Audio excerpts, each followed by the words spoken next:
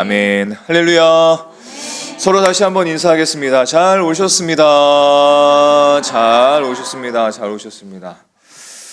자, 오늘 하나님의 말씀은 에베소서 6장 18절 말씀하고 유다서 1장 20절 말씀을 두 구절을 함께 보도록 하겠습니다. 에베소서 6장 18절 그리고 유다서 1장 20절 말씀입니다. 자, 두 번씩 읽을까요? 에베소서 6장 18절 먼저 말씀 두 번 읽도록 하겠습니다. 함께 읽겠습니다. 모든 기도와 간구를 하되 항상 성령 안에서 기도하고 이를 위하여 깨어 구하기를 항상 힘쓰며 여러 성도를 위하여 구하라. 다시 한번 모든 기도와 간구를 하되 항상 성령 안에서 기도하고 이를 위하여 깨어 구하기를 항상 힘쓰며 여러 성도를 위하여 구하라. 아멘. 자, 유다서 1장 20절 말씀도 두 번 읽도록 하겠습니다. 함께 읽겠습니다. 사랑하는 자들아, 너희는 너희의 지극히 거룩한 믿음 위에 자신을 세우며 성령으로 기도하며, 다시 한번 사랑하는 자들아, 너희는 너희의 지극히 거룩한 믿음 위에 자신을 세우며 성령으로 기도하며. 아멘. 자, 오늘은 성령 하나님에 대한 시간 두 번째 시간으로 성령으로 기도하는 삶 한번 따라해 볼까요? 성령으로 기도하는 삶. 네, 성령으로 기도하는 삶을 함께 나누고자 합니다. 여러분의 기도 생활은 어떠신지요? 여러분의 기도는 안녕하신지요? 하나님을 가까이 하는 삶이 복임을 우리는 잘 알고 있습니다. 믿으시는지요? 네. 그래서 하나님은 우리가 하나님과 가까워질 수 있도록 크게 두 가지의 방편을 주셨습니다. 하나님과 가까운 삶이 우리에게 복이기 때문에 하나님은 우리에게 하나님과 가까운 삶을 살도록 두 가지 큰 방편, 길을, 통로를 주셨는데 첫 번째는 무엇이냐면 말씀이죠. 하나님의 말씀을 통해서 하나님과 가까운 삶을 살도록 하십니다. 자, 그리고 또 하나는 뭘까요? 또 하나는 기도입니다. 하나님께서 기도를 통해서 하나님과 가까운 삶을 살도록 그렇게 인도를 하시죠. 자, 그런데 이 두 가지는, 말씀과 기도는 하나님께서 우리로 하여금 하게 하신 겁니다. 우리에게 주신 거예요.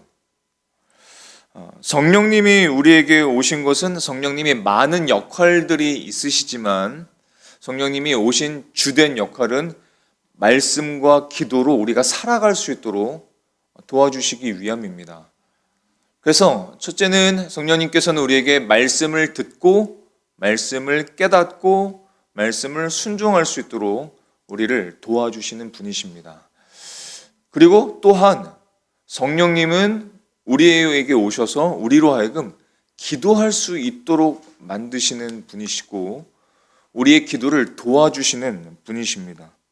성령님께서 이 땅에 예수를 믿는 자들에게 이 안에 내주하시고 거하시는 이유는 말씀을 듣고 순종하도록 하기 위함이고, 둘째는 기도를 도와주시기 위함이에요. 근데 우리는 어떻게 생각하냐면 말씀은 내가 듣는 거고 기도는 내가 하는 것으로 여깁니다. 물론 완전히 틀린 말은 아니죠. 기도는 우리가 해야 됩니다.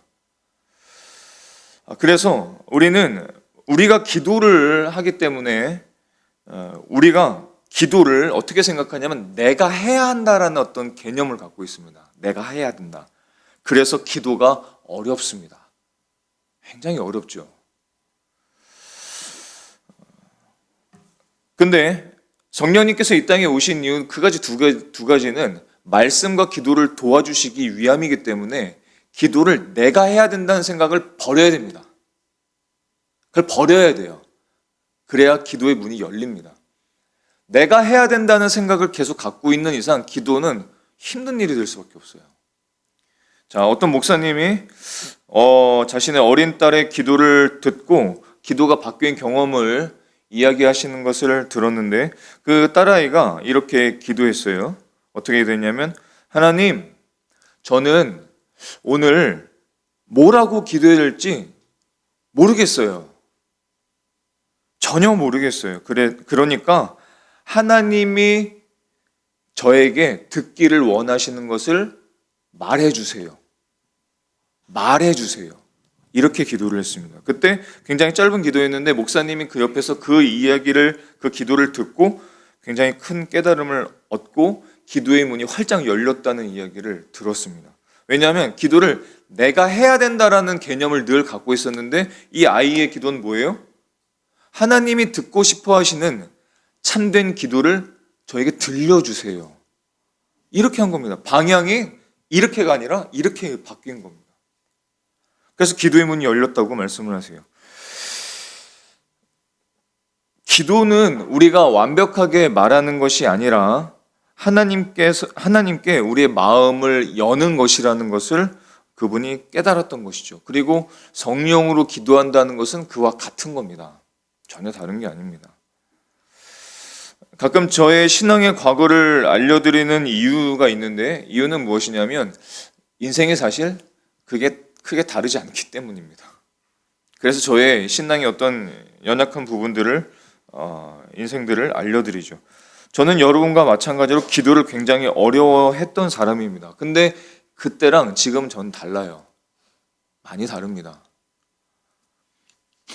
왜냐하면 기도의 어떤 그 법칙이나 아니면 기도를 유창하게 하는 그런 비결들을 알았기 때문이 아니에요.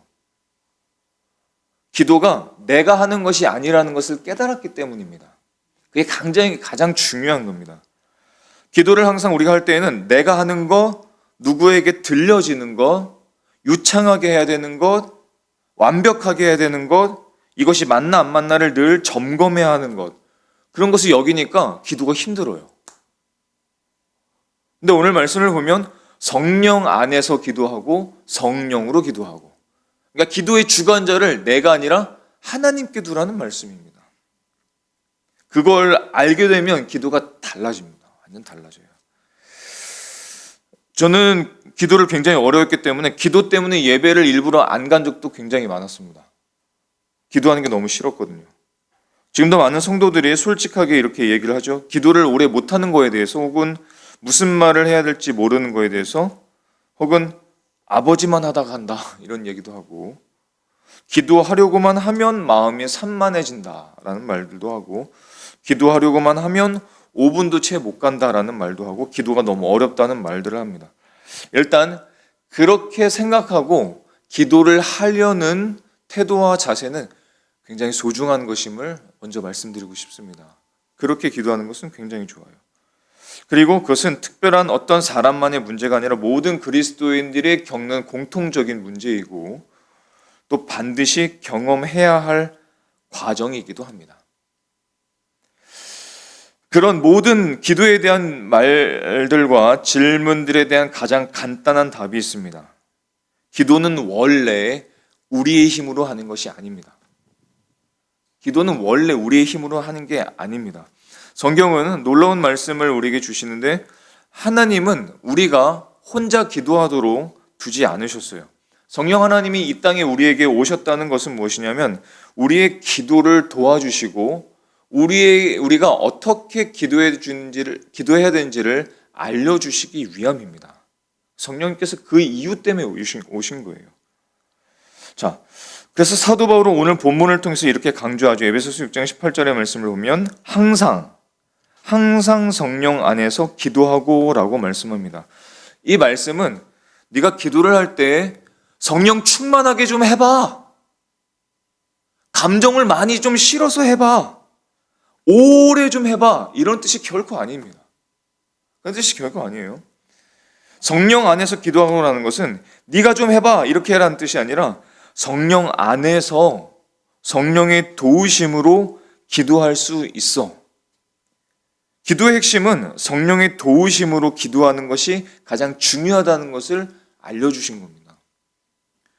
그다음에 여러분, 성령으로 기도한다는 것은 도대체 뭘까요? 성령으로 기도한다는 건 도대체 뭘까요? 많은 사람들이 성령으로 기도한다는 것을, 이런 표현을 들으면 이렇게 생각합니다. 성령으로 기도하는 것은 곧 방언 기도다. 방언을 좀 많이 해야 된다. 이런 생각하는 경향이 오래전부터 한국교회에 많죠. 그러나 성경을 보면 결코 그렇지 않습니다. 다시 오늘 본문을 보면 이렇죠. 모든 기도와 간구를 하되 항상 성령 안에서 기도하라라는 말씀입니다. 이 말은 어떤 특별한 방언이라든가 그런 한 가지 기도의 방식을 구축하고 추구하고 많이 해라라는 뜻이 아니라 모든 기도가 성령 안에서 성령의 도우심으로 받으면서, 성령의 도우심을 받으면서 기도할 수 있다는 거예요. 이 말은 무엇이냐면 기도의 시작, 기도의 제목, 기도의 방향, 기도의 능력 모두 다 내가 아니라 성령님으로부터 온다는 뜻입니다. 어제 예수님을 믿었어도 오늘 성령 안에서 충분히 기도할 수 있고, 그러나 오랫동안 자신의 힘으로 기도했던 사람은 성령 안에서 기도하는 것을 잘 모릅니다. 이 비결을 알면 기도가 어려운 일만이 아니라는 것을 깨닫게 됩니다. 자, 기도를 어떻게 시작해야 될까요? 그거를 성령님께 맡기십시오. 성령님을 의지하세요. 어떻게 기도해야 될까요? 제가 오늘 기도 제목을 이만큼 쌓아놨거든요. 이 기도 제목들을 하나씩 기도하겠습니다. 이게 아니라 하나님, 오늘 기도를 어떻게 될지 알려주세요. 말씀을 들을 때 그 말씀을 통해서 제가 오늘 어떻게 기도해야 될지를 알려주세요. 깨닫게 해주세요. 이렇게 시작하면 됩니다. 말씀을 들었으니까 그 말씀을 인용해서 이렇게 기도해야 되지, 저렇게 기도해야 되지 할 필요가 전혀 없습니다. 전혀 없어요. 그러니까 성령님께 그 주권을 성령님께 드리는 겁니다. 성령님, 제 기도를 인도해 주세요라고 시작을 하는 거죠. 하나님을 찾고 싶어 할 때, 또 갑자기 회개하고 싶어질 때, 또 갑자기 기도하고 싶어질 때가 있죠. 그 마음이 도대체 어디서 온 걸까요? 성령님으로부터 온 겁니다. 아니면 허한 마음, 기도가 잘 안 돼서 허한 마음, 그거 성령님께서 깨닫게 하신 거예요.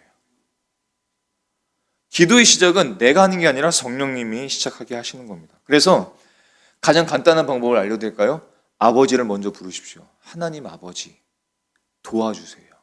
하나님 아버지 도와주세요.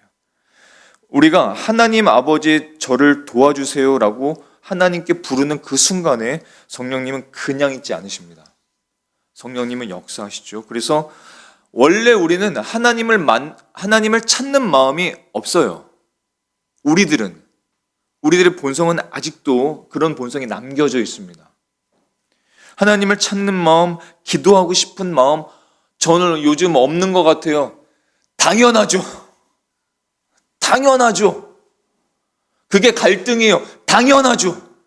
기도가 잘 안 돼요. 당연하죠. 당신은 원래 기도하기가 어려운 거예요. 원래 우리는 기도하는 게 어려운 사람들입니다. 그럼 우리가 어떻게 돼요? 하나님, 제가 어떻게 기도해야 될지를 알려주세요. 성령님, 저를 인도해 주세요. 성령님은 우리의 기도를 인도해 주십니다. 주도권을 하나님께 확 드려야 돼요. 그럼 주도권을 하나님께서 맡으시면 그때부터 인도하시는 겁니다. 자, 그런데 우리가 기도를 할 때 내가 주도권을 갖고 기도하면은 막힙니다. 잘 안 돼요. 기도의 제목이 싸졌다가 타이틀이 막 있었다가 그 기도가 잘 안 됩니다. 그리고 하다가 어떤 마음이 드냐면, 내가 이렇게 기도해도 될까? 내가 똑같은 말을 또 해도 될까? 내가 지금 성령으로 인도받는 것이 맞을까? 내 원대로 하는 걸까? 헷갈리기 시작합니다. 왜? 주도권이 아직 나한테 있으니까. 그럼 기도가 잘 안 되는 거예요. 근데 주도권을 성령님께 드리고 기도를 시작하면은 유창하지 않아도, 막 화려한 말들이 나오지 않아도, 그리고 성경의 말씀들을 인용하지 않아도 괜찮습니다. 괜찮아요. 성령님이 인도하시면, 역사하시면 그냥 하나님이 기도하는 가운데 만나지고, 또 하나님께서 제 마음에, 우리 마음에 어떻게 기도해야 되는지 그 방향을 이렇게 알려주십니다. 그게 그렇게 기도하면은 시간, 공간, 자신의 지금 감정, 상태, 문제 상관이 없습니다. 왜냐? 우리 모든 것을 성령님이 아시니까요. 아시기 때문에 우리가 가장 합당한 방법, 제목, 마음, 말 다 성령님이 알려주세요. 그러므로 가장 쉬운 방법은 먼저 하나님 아버지를 부르고 주도권을 먼저 드리는 겁니다. 성령님, 저에게 알려주세요. 성령님, 저의 기도를 오늘 인도해 주세요. 그 시작이 참 중요합니다. 그런 저야 여러분의 그런 기도가 될 수 있기를 소망합니다. 자, 그러면은 성령님께서 인도하실 때 때로는 우리가 기도를 할 때에 그 기도의 방향이 틀릴 때가 있어요. 그 그 기도의 제목이 하나님 앞에 맞지 않을 수가 있습니다. 합당하지 않을 수가 있죠. 그런데 주도권을 성령님께 드리면 성령님이 우리의 기도를 바로잡아 가십니다. 쭉 바로잡아 가세요. 우리는 연약하죠. 참 연약합니다. 연약한 마음, 또 고집은 얼마나 세요? 연약한데 고집은 굉장히 셉니다. 교만하죠. 말로 다 할 수가 없습니다. 그래서 기도를 하는 그 순간에 우리의 그런 연약한 마음, 고집과 교만이 이렇게 짬뽕이 돼서 기도를 하게 됩니다. 그럼 기도를 하면서 잘못된 방향과 잘못된 주제로 기도할 때가 있죠. 그럼 번뜩 정신을 차리면서 이상한데? 이래요. 어떤 분들의 기도를 제가 가끔 접하게 되는데 그 기도를 잘 들어보면은 답이 다 정해져 있어요. 기도의 답이 다 정해져 있어요. 하나님, 이번에 우리 아이가 지혜롭고 명철하게 해주셔서 여기에 이렇게 가서 이렇게 하고 저렇게 되고요. 이런데 안 빠지고요. 그렇게 되도록 하나님 도와주세요. 다 정해놓고 맨 마지막만 하나님 도와주세요. 이렇게 기도를 합니다. 하나님이 하실 일이 뭐예요? 정해놓은 답을 도와주는 일밖에 없는 겁니다. 주도권이 나에게 있는 겁니다. 그러니까 성령으로 인도받는 기도가 전혀 아니에요. 그건 기도가 아닙니다. 그건 기도가 아니에요. 그냥 우상 대신에 하나님만 세운 거예요. 그냥 기도가 아닙니다. 하나님이 인도하시고 성령님이 인도하신 기도가 당연히 될 일이 없죠. 야고보서 4장 2절 후반부터 3절의 말씀은 이런 말씀이 있습니다. 이것을 총체적으로 말씀하시죠. 너희가 얻지 못함은 구하지 아니하기 때문이요. 구하여도 받지 못함은 정욕으로 쓰려고 잘못 구하기 때문이라. 우리의 기도가 굉장히 잘못된 방향과 목적을 가질 수 있다는 뜻입니다.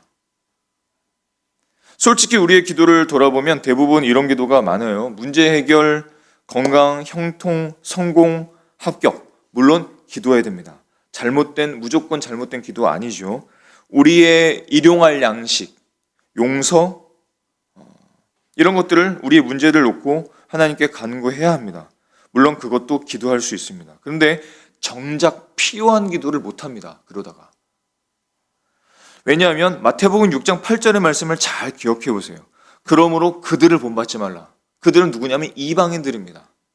하나님을 알지 못하는 사람들, 하나님을 진짜 만나지 않은 사람들이 그들을 본받지 말라. 왜? 예수님의 제자들이 그들을 본받을 것을 알고 계셨어요. 예수님을 따른다고 하지만 예수님의 제자들이 세상 사람들이 하는 그런 정욕의 기도를 따라할 것을 잘 아셨습니다. 알려주시는 거예요. 구하기 전에, 그들을 본받지 말고 구하기 전에 너희에게 있어야 할 것을 하나님 너희 아버지께서 아시느니라. 그런 거 기도하지 말라는 거죠. 정작 기도해야 되는 건 다른 것이 있다는 겁니다. 하나님, 우리 아이가 이렇게 되게 해주세요. 우리 남편이, 우리 부모가, 우리 자녀가 이렇게 하게 해주세요. 아니, 그거 말고 더 중요한 기도가 있지 않니? 말씀하시는 거예요. 정작 우리가 해야 되는 기도, 하나님이 듣기를 기대하시는 기도는 그런 게 아닙니다. 그런데 이걸 우리가 잘 몰라요. 잘 모릅니다. 그래서 성령님이 역사하시고 성령님이 그 주도권을 갖고 우리의 기도를 인도하시면 그 기도의 방향이 바로 잡히게 됩니다. 근데 우리가 아무리 노력해도 그 방향을 잘 못 잡아요. 기도의 중심, 기도의 깊이가 성령님이 역사하실 때 그 기도의 방향이 잘 잡히고 기도의 깊이가 깊어지게 됩니다. 왜냐? 우리 안에 계신 성령님인 거룩하신 분이시기 때문에 잘못된 방향으로 기도를 인도하실 리가 없습니다. 전혀 없어요. 그럴 리가 없습니다. 그래서 우리의 잘못된 욕망, 잘못된 동기로 기도하도록 성령님은 결코 인도하지 않으십니다. 성령님은 우리의 기도를 반드시 하나님의 뜻에 이끌리게 우리를 인도해 주시는 것이죠. 그래서 예수님이 주기도문으로 가르쳐 주신 그 주기도문을 보면 잘 알 수 있습니다. 하나님은 그런 거 다 아시니까, 마태복음 6장 8절의 말씀, 그런 거 다 아시니까 너희들은 그런 거 기도하지 말고 이렇게 기도해야 해 라고 알려주신 것이 주기도문이죠. 어떻게 기도하라고 말씀하셨어요? 마태복음 6장 9절로부터 10절까지 말씀입니다. 같이 한번 볼까요? 시작.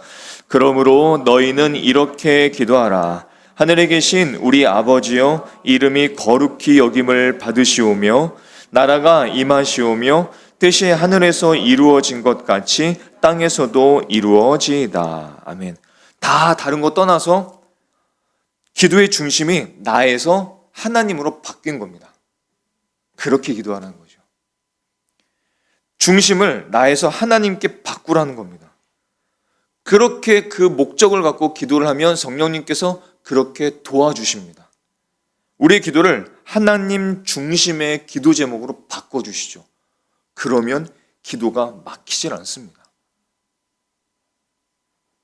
기도가 열려지기 시작하죠. 왜냐하면 내 중심의 기도는 평안이 없습니다. 아무리 해도 평안이 없어요. 하나님, 이렇게 되기를 원합니다. 저렇게 되기를 원합니다. 아무리 기도해도 희한합니다. 이상하죠? 기도를 하는데 평안이 없어요. 왜? 방향이 잘못됐으니까. 평안이 없는 거예요. 기도를 하는데 두려움이 앞서는 이유가 뭡니까? 하나님이 원하시는 기도가 아니니까요. 그러니까 평안이 없어요. 그런데 그런 문제들을 다 내려놓고 아픔들도 다 내려놓고 내가 하고 싶은 기도 제목들도 다 내려놓고 성령님 도와주세요. 성령님 저의 기도를 인도해 주세요 하면은 그 기도를 하게 되면 그 기도를 따라가게 되면 평안이 임하게 됩니다. 희한하죠. 문제가 하나도 안 풀리고 산적해 놓아진 그 문제들을 놓고 기도를 하지 않는데도 불구하고 평안이 임하게 됩니다. 왜? 그 기도가 지금 나에게 가장 필요한 기도이기 때문이죠. 성령님께서 그렇게 인도를 하시는 겁니다. 하나님은 우리의 기도가 그런 기도가 되기를 기대하시는 것입니다. 그래서 하나님은 기도를 통해서 우리를 변화시키시기를 기대하세요. 기도는 하나님이 우리를 변화시키는 가장 중요한 통로입니다. 그래서 내가 기도하는 그 시간과 기도하는 하나님과의 기도를 만나는 그 시간이 멀어지고 하게 됐다면 나한테는 결코 변화가 일어나지 않습니다. 왜냐하면 하나님은 그 기도를 통해서 내 상황을 바꾸시려는 목적이 아니라 먼저 나를 바꾸시기를 기대하세요. 그러면 내가 바뀌면 그 상황이 문제가 되질 않습니다. 근데 내가 안 바뀌면 상황은 늘 문제가 됩니다. 늘 문제예요. 그럼 어떻게 기도하냐면 늘 그 상황이 바뀌기만을 기도하는 거예요. 그런데 그 상황이 바뀌어요? 안 바뀌죠. 그럼 이렇게 생각합니다. 기도했는데 왜 상황이 안 바뀌는 거야 도대체? 기도를 했는데 왜 문제가 안 풀려지는 거야? 그렇게 되면 어떻게 돼요? 기도를 안 하기 시작합니다. 기도했는데 상황이 안 바뀌었으니까 기도를 점점 안 하게 돼요. 기도를 많이 포기한 사람들의 대부분의 공통점은 그 이유입니다. 상황과 환경이 바뀌기만을 위해서 먼저 기도를 했고 내가 바뀌는 것을 기도하지 않았기 때문이었어요. 그래서 성령님께서 주관하시고 주도하시는 기도는 무엇이냐면 내가 변하기를 기대하시는 기도로 우리를 자꾸 바꿔가십니다. 많은 사람들은 기도를 상황을 바꾸는 도구로 여깁니다. 잘못되었습니다. 하나님은 기도를 통해서 먼저 우리를 바꾸시기를 원하십니다. 그리고 그 변화된 사람을 통해서 하나님은 하나님의 일을 하시는 거예요. 내가 안 변화되면, 베드로가 안 변화되면, 사도 바울이 안 변화되면 하나님의 일을 맡기실 수가 없습니다. 사도 바울이 안 바뀌었는데 이방인의 빛이 어떻게 됩니까? 사도 바울을 먼저 바꿔야죠. 베드로를 먼저 바꿔야죠. 그래야 하나님의 일을 할 수 있는 것이죠. 하나님은 그래서 성령으로 기도하는 삶은 단순히 기도를 많이 하거나 유창하게 하는 것이 아니라 성령으로 기도하는 삶은 결국은 하나님과 동행하는 삶이 될 수밖에 없습니다. 그래서 하나님은 우리의 연약함을 아셔서 성령님은 우리가 기도할 수 없을 때에도 우리를 도와주십니다. 기도하다 보면 당연히 그런 순간이 우리에겐 닥치게 돼요. 너무 힘들죠. 그리고 말도 나오질 않습니다. 그 마음이 무너진 것을 경험해 보신 적이 있으신지요? 그 마음이 버티고 버텼는데 그냥 확 무너져 버립니다. 그냥 버티고 버텼는데 마음이 무너져 버려요. 그러면 뭘 기도해야 할지 모릅니다. 마음이 무너져 버리면 눈물만 납니다.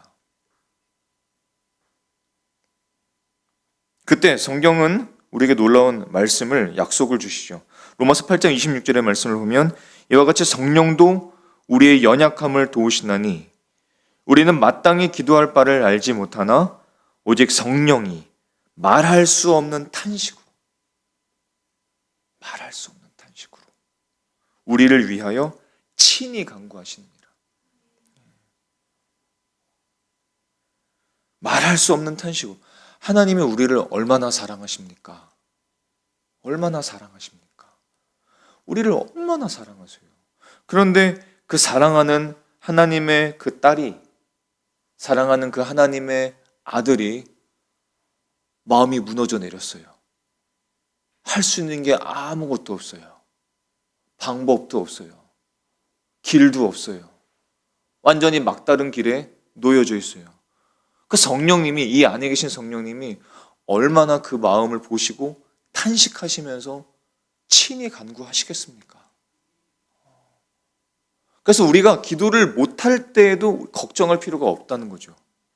예수를 믿는 사람은 기도를 못할 때에도, 내가 기도를 안 하는 것하고는 다른 얘기입니다.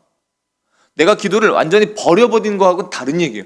기도를 하고 싶은데 어떻게 기도해야 할지를 모를 때 성령님은 말할 수 없는 탄식으로 우리를 위해서 중보하고 계십니다. 걱정하지 마세요. 두려워하지 마세요. 우리가 기도를 못하는 그 순간에도 성령님은 친히 우리를 위해서 기도하고 계십니다. 그래서 성도의 기도는 절대 혼자가 아닙니다. 우리가 눈물로 기도할 때, 탄식할 때, 말이 막힐 때, 마음이 무너져 내릴 때 성령 하나님은 우리 안에서 친히 우리를 위해서 중보하고 계십니다. 그렇다면 우리가 해야 될 일은 결국 뭘까요?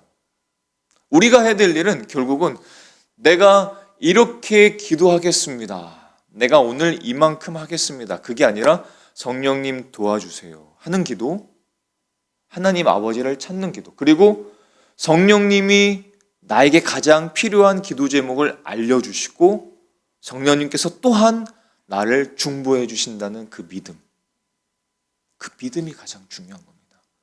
기도는 결국은 행위가 아닌 거예요. 결국 기도는 믿음인 것입니다. 믿음으로 기도할 수 있고 어떤 사람은 믿음이 없어서 기도를 전혀 안 해버리는 것이죠. 가만히 있으라고 말씀하시는 것이 아니라 믿음으로 성령님이 하실 일들을 바라보라고 우리에게 말씀하시는 겁니다. 이 말씀을 기억하신지요? 갈라디아서 3장 5절의 말씀을 보면 너희에게 성령을 주시고 너희 가운데에서 능력을 행하시는 이의 일이 율법의 행위에서냐 혹은 듣고 믿음에서냐 이렇게 말씀하십니다. 성령의 임하심과 성령의 도움은 우리가 어떤 행위를 했기 때문에 성령님이 임하신 것이 아니죠. 우리가 어떤 일을 했기 때문에 성령님이 도와주시는 것도 아닙니다. 그저 예수를 그리스도로 믿는 그 믿음 때문에 우리 안에 거하시는 것이고 믿음 때문에 우리를 도와주시는 거예요. 똑같습니다. 40일을 채워서 기도하는 그런 거 아니에요. 그렇게 한다고 해서 받는 것도 아닙니다.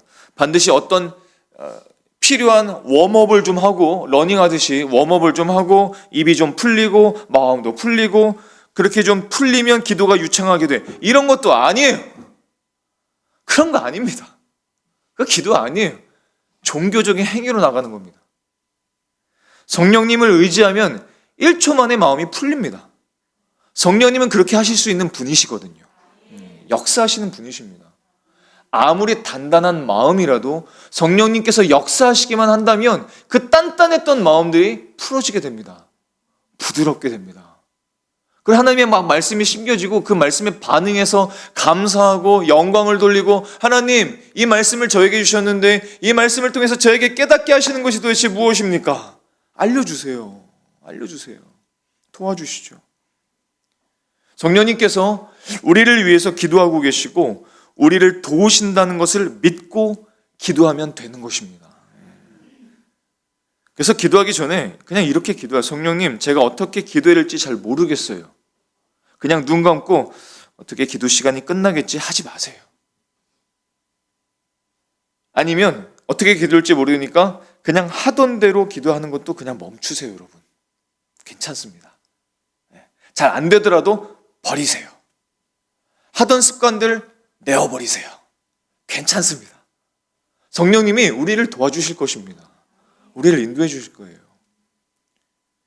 그래서 성경을 보면은 정말 이렇게 기도로 변화를 일으키고 또 마음이 바뀌고 얼굴빛이 변하는 일들이 얼마나 많이 나옵니까, 성경에. 이런 일들이 얼마나 가득하게 됩니까? 사무엘상 1장을 보면 사무엘 선지자 어머니 한나를 우리가 마주하게 되죠. 한나는 아이가 없었습니다. 그리고 다른 아내인 분인나가 이 한나를 계속 조롱했죠. 얼마나 그 마음이 상처 속에 있었을까요? 그 깊은 상처는 우리가 공감하기 어려운 상처입니다. 그녀가 성막에 가서 하나님께 통곡하면서 기도하죠. 그런데 기도한 후에 성경은 이렇게 말씀하십니다. 사무엘상 1장 18절에 말씀이 없는데요. 그 말씀을 보면 그의 얼굴에 다시는 근심빛이 없더라 이렇게 말씀합니다. 변화가 생긴 거죠. 기도하기 전에 그녀는 억울함, 슬픔, 절망 가득 차 있었습니다. 하나님을 모르는가? 아니요. 하나님을 아는 여자였습니다. 하나님을 경외하는 사람이었습니다. 하나님께 어떻게 기도해야 되는지도 알던 여자였어요. 근데 할 말이 없어요. 왜? 절망에 가득 차 있으니까요.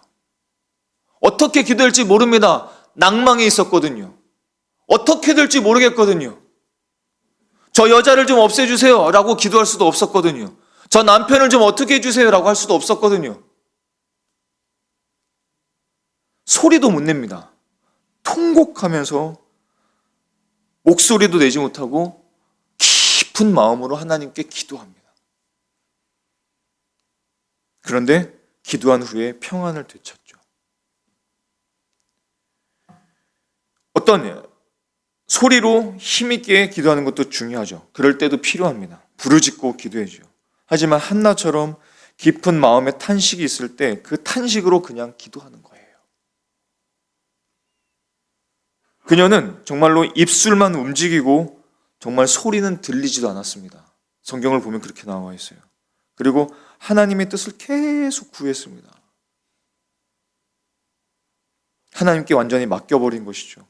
그렇게 하나님 앞에 나아갔을 때 성령님께서 도와주시고 예배자의 마음을 회복하고 하나님을 경외하는 마음을 회복하고 그 깊은 상처와 마음들을 하나님께서 어루만져 주셨습니다. 여러분, 그렇게 기도했다고 해서 한나에게 바로 아이가 생겼어요? 안 생겼어요. 중요한 건 그게 아니었습니다. 중요한 건 그게 아니었어요. 먼저 변한 게 뭐예요?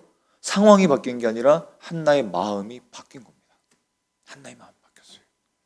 그리고 하나님은 기도를 통해서 한나를 상처 입은 여인에서 사무엘의 어머니로 바꾸셨습니다. 그게 하나님이 하시는 일입니다. 모세를 볼까요? 출애굽기 3장과 4장을 보면 하나님께서 모세를 부르셨을 때 그가 계속 거절합니다. 하나님, 저는 말이 둔한 사람이에요. 저는 못합니다. 다른 사람을 보내십시오. 계속 거절합니다. 아니, 하나님을 경외하는 마음이 있어서 동족인 사람을 위해서 사람을 죽였던 사람인데, 저는 말이 둔합니다. 저는 못합니다. 다른 사람을 보내주세요. 이렇게 얘기합니다. 그런데 하나님과의 이 대화 속에서 모세가 변화되기 시작합니다. 하나님과의 대화는 기도의 시간이었죠. 결국은 바로의 황제 앞에 리더로 서게 됩니다. 상황이 변했나요? 아니요. 그가 변했습니다. 그의 마음이 변했습니다. 그는 도망자였고 두려움으로 가득 차 있었고 자신이 없었습니다. 어떻게 될지 몰랐습니다. 근데 하나님과의 깊은 대화 가운데 그는 지도자로서 서게 됩니다. 두려움에서 담대함으로 바뀌는 거죠.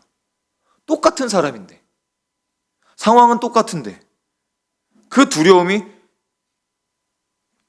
벗겨나고 담대함을 갖게 됩니다. 그리고 하나님의 사명을 감당하게 되었어요. 그리고 이 모세를 목동에서 지도자로 변화시켰습니다. 근데 놀라운 점이 무엇인지 아세요? 하나님께서 이 기도의 자리에 모세를 먼저 부르셨다는 겁니다. 먼저 부르셨다는 거예요. 누구보다 예수님의 기도를 우리가 기억할 필요가 있죠. 예수님은 하나님이셨지만 육체를 갖고 계셨기 때문에 우리의 모든 고통과 아픔을 동일하게 겪으셨습니다. 십자가의 고통 앞에서 예수님은 기도할 수밖에 없었어요. 예수님도 기도를 통해 사명을 확인하셨습니다. 그때 예수님께서 뭐라고 기도하셨습니까? 내 뜻대로 마옵시고, 내 뜻대로 마옵시고. 이렇게 기도하시는 분 계신지요? 내 뜻대로 마옵시고, 아버지 뜻대로 하옵소서. 기도하기 전에 예수님은 극심한 고통 호소하셨습니다. 외로움도 호소하셨죠. 근데 예수님께서 그렇게 기도하신 후에 성령님께서 예수님의 마음에 힘을 주십니다. 그리고 예수님은 완전한 순종으로 십자가로 나아갈 수 있었죠. 예수님의 마음을 성령님께서 그 고통에서 순종함으로 사명을 감당함으로 그 마음을 변화시켰기 때문에 그렇습니다. 예수님도 그러셨다면 우리는 얼마나 해야 될까요? 얼마나 자꾸 성령님을 의지해야 될까요? 우리의 기도가 성령 안에서 하는 기도가 되기를 소망합니다. 예. 오래되고 잘못된 기도의 모습들을 저도 하나님의 말씀을 인지하고 기억하지 않으면 자꾸 습관대로 기도하더라고요. 여러분 어떠신지요? 비슷하지 않으신지요? 그게 그렇습니다. 오래된 습관이 있어요, 우리에게는. 그래서 오래되고 잘못된 습관이 있다면 그것을 성령님께서 변화시키시기를 기대하면서 기도할 수 있기를 소망합니다. 그럴 때 성령으로 기도하는 교회가 될 수 있어요. 에베소서 6장 말씀을 우리가 기억하시죠? 에베소서 6장 말씀은 영적 전쟁을 아주 잘 말씀하시는 그런 구절들입니다. 진리의 허리띠, 의의 흉배, 믿음의 강패, 구원의 투구, 성령의 검, 말씀을 가지라. 그리고 맨 마지막이 뭐예요?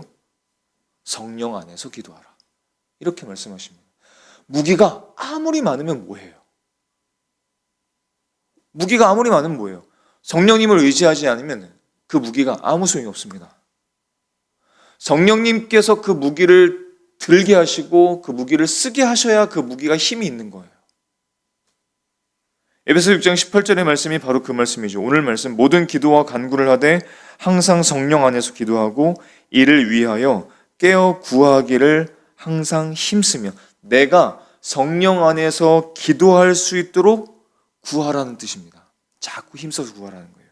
그리고 여러 성도를 위해서 구하라고 말씀하십니다. 뭐라고? 다른 성도들이, 내 주변에 있는 사람들이 성령 안에서 기도할 수 있도록 도와주세요. 그렇게 중보하라는 겁니다. 왜? 그렇게 하면 되니까요. 그렇게 하면 충분하니까요. 그 사람의 기도가 성령 하나님을 의지하면서 그 사람이 기도를 하게 되면 성령님이 그 사람을 인도해 주실 거 아닙니까? 그럼 충분한 겁니다. 벌써 끝난 거예요.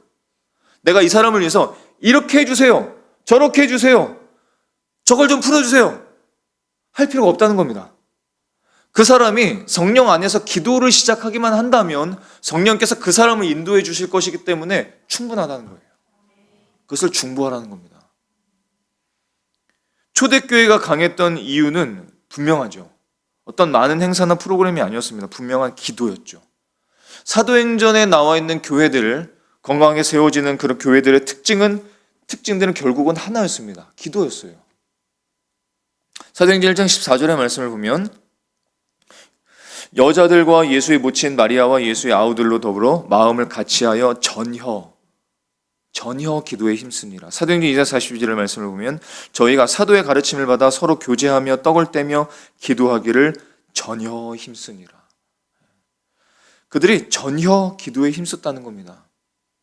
기도에 매진했다는 것이죠. 성령께서 그 기도를 인도하시고 그들에게 말할 힘을 공급해 주시고 그들에게 용기를 허락하여 주시고 또 그들이 그 초대교회의 핍박과 어려움 속에서 어떻게 살아갈지를 성령께서 인도해 주셨습니다. 도와주셨어요. 그래서 그 핍박 가운데 성도들이 살아갈 수 있었던 것이죠. 기도할 수 있었던 것이고 이겨낼 수 있었던 것입니다. 그래서 성도의 기도는 성령님과 함께하는 동역이라고 할 수 있습니다. 성령님께서 우리의 기도를 도우신다는 이 약속을 저와 여러분들이 확신하실 수 있기를 소망합니다. 그리고 성령 안에서 기도하고 성령으로 기도하면 우리에게 가장 필요한 기도가 될 수 있다는 사실을 기억하시고 우리의 모든 기도가 오래된 습관에서 벗어나서 성령 안에서 기도하는 저와 여러분의 기도가 될 수 있기를 예수님의 이름으로 축복합니다. 아멘. 기도하겠습니다.